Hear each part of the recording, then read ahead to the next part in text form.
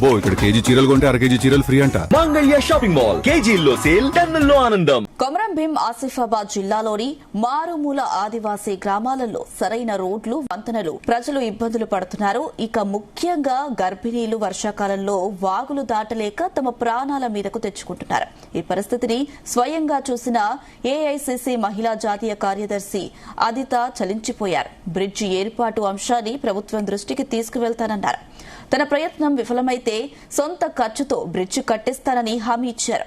ఈ ఉదంతం ఆదివాసీ దినోత్సవం సందర్భంగా కొమరం భీం ఆసిఫాబాద్ జిల్లాలో జరిగింది. జిల్లాలోని మారుమూల గ్రామాల్లో పర్యటించిన అదిత అక్కడ ప్రజల ఇబ్బందులు తెలుసుకున్నారు.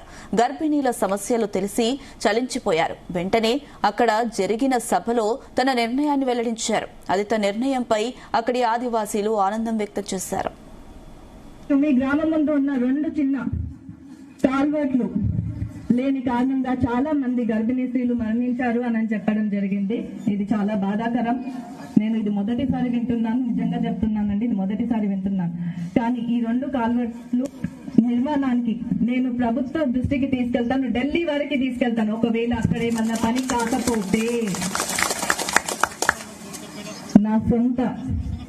నా సొంత ఖర్చుతో నేను ఆ 2 కాలువలని నేను వేయిస్తానని మీ అందరి ముందు మరొకసారి గట్టిగా చెప్తున్నాను.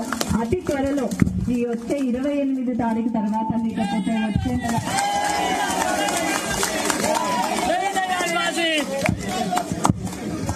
వీక్ లో వచ్చి కొబ్బరికాయ కొట్టి కార్యక్రమాన్ని స్టార్ట్ చేస్తానని మీ అందరి ముందు చెప్తున్నాను.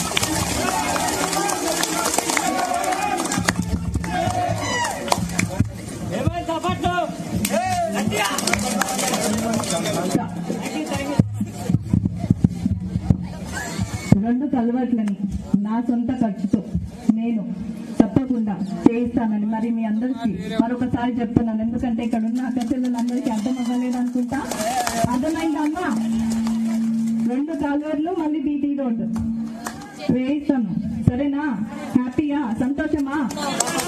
నేను ఈ 2 కల్వర్ట్ల నిర్మాణం ఎందుకు అన్నానంటే ఇక్కడ చాలా మంది మాట్లాడారు, పెద్దలు, అన్నలు అందరూ మాట్లాడారు.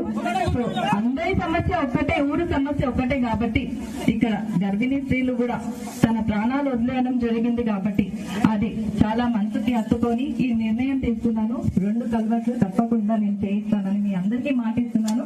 ఇంకొక విషయం, మరి నేను బయట నుంచి వచ్చిన దాన్నే